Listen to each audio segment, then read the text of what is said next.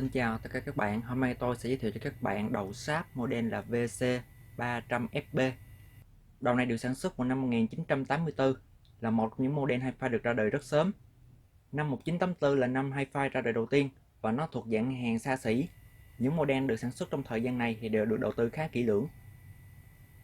Và model sáp VC300FB này cũng không ngoại lệ, đây chính là một đầu VHS đầu tư khá kỹ lưỡng của hãng sáp. Mặt ngoài của máy được thiết kế bằng nhôm màu đen nhìn rất sang trọng.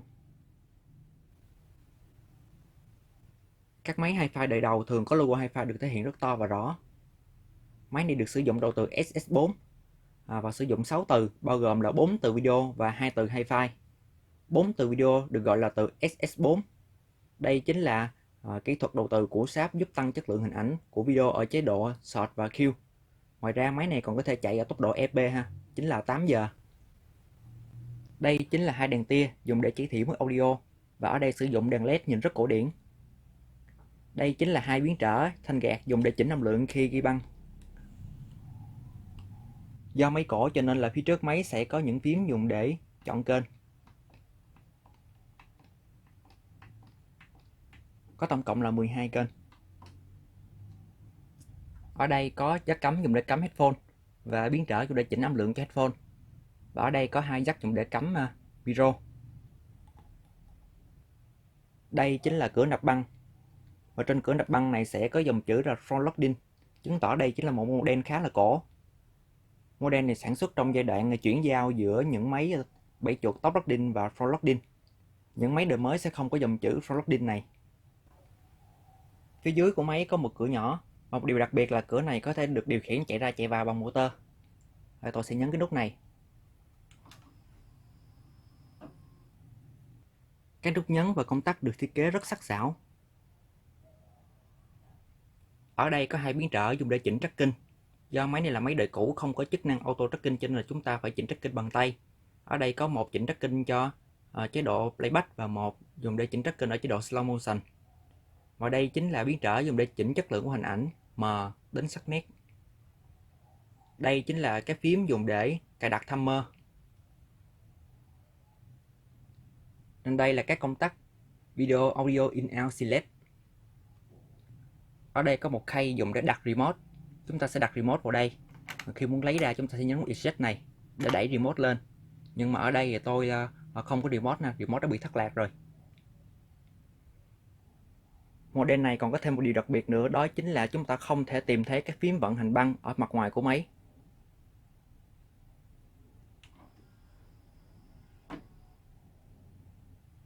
Đối với những model cổ như vậy thì phía trên của máy sẽ có một cửa nhỏ để cho phép chúng ta chỉnh tuner. Đây chính là cái biến trở dùng để chỉnh tuner, chọn kênh. Và ở đây chính là cái nút vận hành băng. Và ở đây chỉ có 5 nút mà thôi. Đó chính là nút play, nút tua băng, nút stop và nút ghi băng. Trong trường hợp mà mất remote điều khiển thì chúng ta có thể là đối ứng bằng cách là chúng ta sẽ sử dụng những phím này. Một điều khá đặc biệt đó chính là những cái phím này được đặt ở trong cửa nhỏ chứ không đặt phía trước của máy. Ở đây có hai biến trở dùng để chỉnh mức của tín hiệu đồng bộ. Một dành cho chế độ EP và một dành cho chế độ play tiêu chuẩn.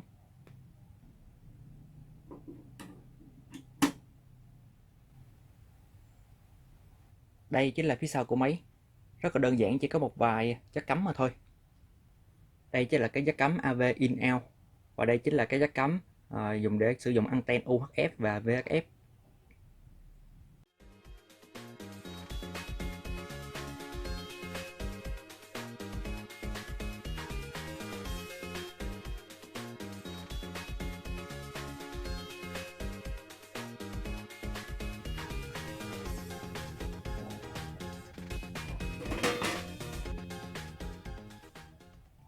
Đây chính là toàn bộ bên trong của máy. Máy được thiết kế rất dày đặc và trông rất cổ điển với bộ nguồn nằm bên phải. Những model cổ thường được thiết kế bộ nguồn nằm bên phải như vậy. Và tăng phô ở đây sử dụng là tăng phô rất to, có công suất là 36,6 VA. Bộ nguồn tăng phô này thì thường sử dụng rất bền. Đây chính là khối mạch tuner, timer và khối audio hi-fi. Tấm mạch phía trên này đó chính là mạch video. Bây giờ tôi sẽ lật tấm mạch lên.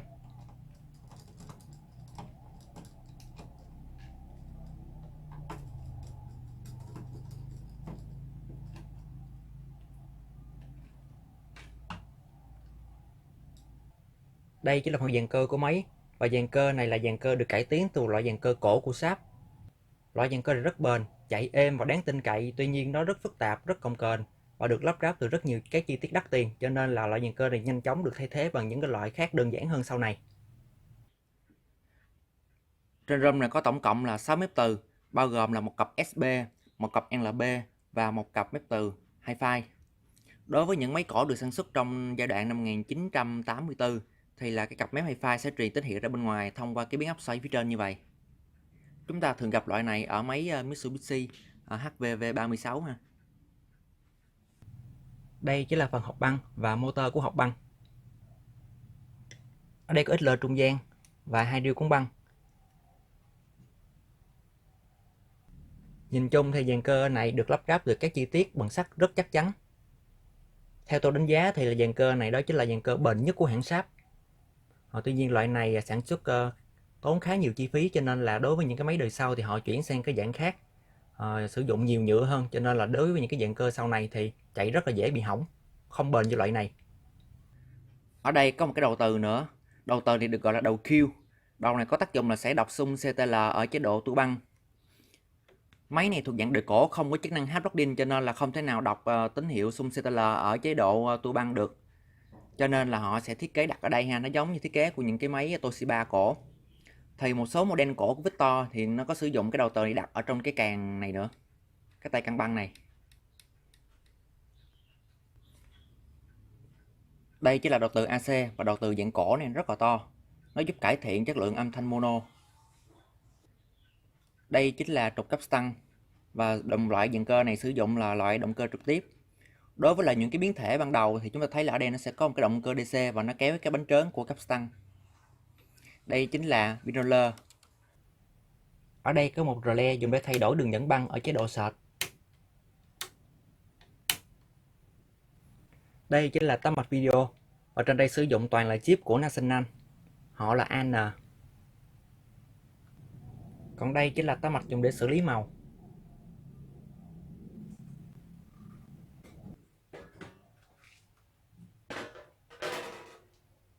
Đây chính là phía dưới của máy. Đây chính là phần giá đỡ của cửa điện, khi chúng ta nhấn nút hay là cửa này sẽ chạy ra.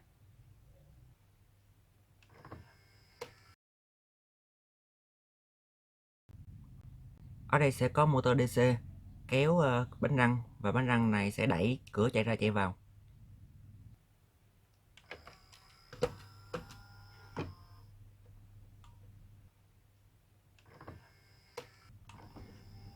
Thiết kế rất ấn tượng. Dưới đây là hai tấm mạch rất to. Tấm mạch bên trái này đó chính là mạch sạc vô dùng để điều khiển tốc độ và pha của các động cơ.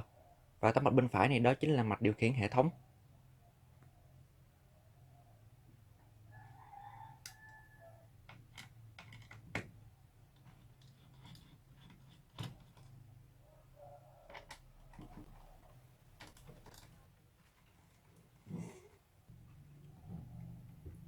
Hai tấm mạch này đều là dạng mạch hai lớp. Vào thời điểm năm 1984 thì máy nào được thiết kế với dạng mạch hai lớp này là những máy khá đắt tiền. Trên đây có rất nhiều IC, rất nhiều linh kiện, có cấu trúc rất phức tạp. Đây chính là phía dưới của dàn cơ. Loại dàn cơ này được thiết kế dựa trên loại dàn cơ cổ của Sharp. Ở loại cổ thì là cấp tăng này sẽ là một bánh đà rất to và sẽ được kéo bằng một động cơ DC. Còn riêng ở loại này là loại chất lượng cao, cho nên là họ sẽ gắn một cái loại động cơ ăn khớp trực tiếp như vậy. Loại động cơ ăn khớp trực tiếp này có thể cho ra mô men mạnh và điều khiển rất chính xác. Đây chính là motor trống từ. Đây chính là motor loading, hệ thống bánh răng giảm tốc và cam điều khiển. Đây chính là motor reel cuốn băng, và đây chính là hai phanh của hai reel. Loại dàn cơ cổ này sử dụng phanh điện từ. Loại phanh điện từ này có ưu điểm là có thể điều chỉnh được mô men cản. Tuy nhiên nhược điểm của nó là giá thành cao, phức tạp, cho nên là những loại dàn cơ sau này họ sẽ thay thế loại phanh điện từ này bằng dạng phanh cơ khí, sử dụng dây bố đơn giản và rẻ tiền hơn.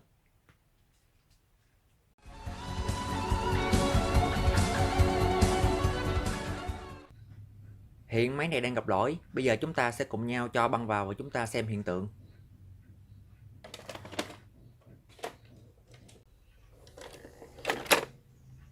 băng vẫn nút bình thường. Bây giờ tôi bấm nút tua băng. Chỉ có tiếng động cơ chạy vo vo nhưng mà băng không chạy ha. Bây giờ tôi bấm nút play.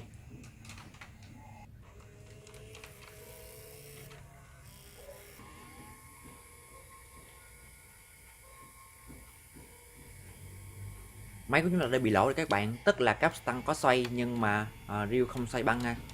Thì cái lỗi này cũng rất là đơn giản thôi, nó là do cái hệ thống Bigler này nó không ăn khớp không tốt. Bây giờ chúng ta sẽ cùng nhau lấy băng ra và chúng ta sửa máy.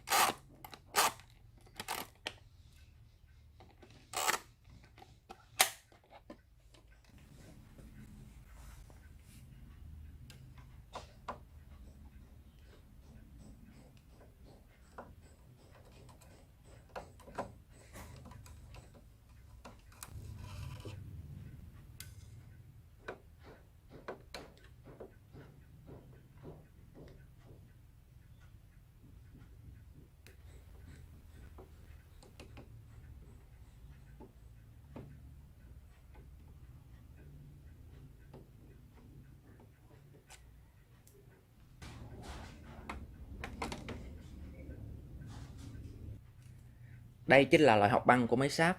Và đối với cái loại cổ này chúng ta thấy là nó thiết kế rất là chắc chắn các bạn. Học băng này được kéo bằng một cái motor ha, rất là mạnh. Và cái phần học băng này được thiết kế rất là nặng, hoạt động chạy rất là bền vững ha, nó không bao giờ bị kẹt cơ cả. Thì theo tôi thì đây là một trong những cái loại học băng mà chạy tốt nhất. Đây chính là cái Idler. Và cái này đã bị mòn rồi các bạn, cho nên là nó sẽ ăn khớp, bị trượt ha. Cho nên là khi mà reel này xoay nè thì là nó đá qua nhưng mà nó không ăn khớp được với cái reel này. Vì vậy chúng ta sẽ thay bằng cái mới.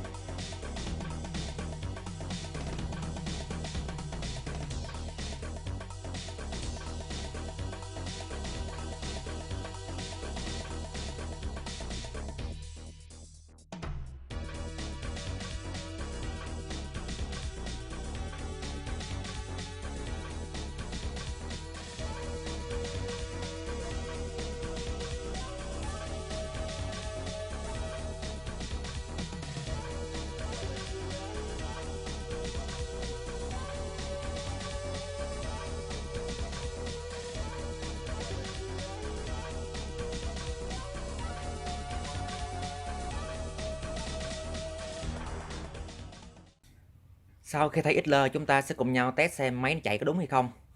Bây giờ tôi bấm tua nhanh nè. Đây, reel đã xoay rồi. Và xoay với một cái lực rất là mạnh, nó không bị trượt rồi các bạn. Stop. Bây giờ là tua ngược. Stop. Bây giờ là play. Máy loading rất là êm luôn. Reel đã xoay rồi ha, trục cấp tăng đã cuốn băng nè. Reel này xoay và nó sẽ có một cái moment cuốn băng ha, moment này nó sẽ nhỏ hơn moment của khi tua băng. Bây giờ là shot có hình ha. Khi shot có hình thì là reel sẽ xoay nhanh hơn. Play trở lại nè. Và bây giờ là shot ngược ha. Shot ngược thì là reel này sẽ xoay ha. Và cái relay này nó sẽ đóng làm cho thay đổi cái đường dẫn băng nè. Bây giờ tôi bấm nút play trở lại.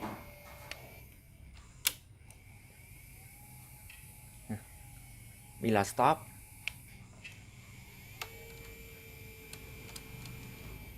Vậy là dàn cơ của chúng ta đã chạy đúng.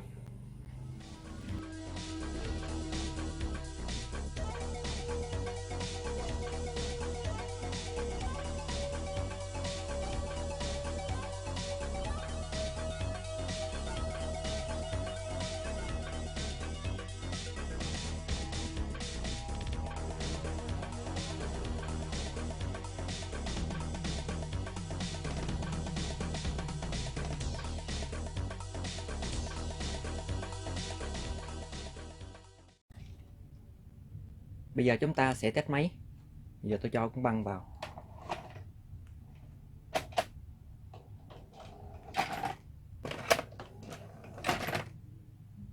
Khi cho băng vào thì ở đây sẽ có đèn LED màu đỏ chỉ thị là có băng ở bên trong. Bây giờ tôi thử tua băng.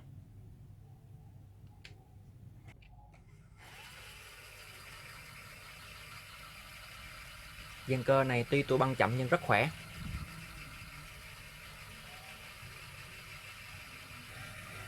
Stop. Bây giờ là tua ngược.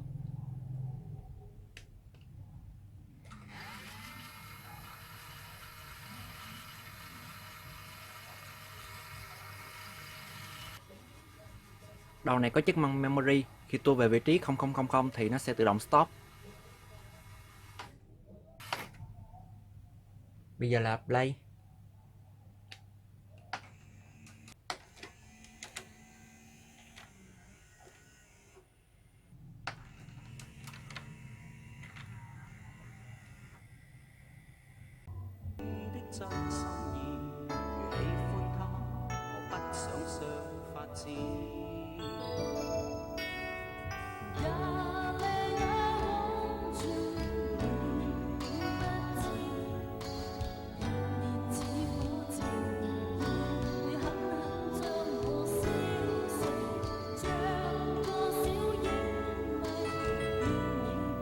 Tôi thử chỉnh tracking. Chúng ta thấy là chỉnh full tracking luôn nhưng mà cả hình ảnh và âm thanh hi-fi đều rất tốt.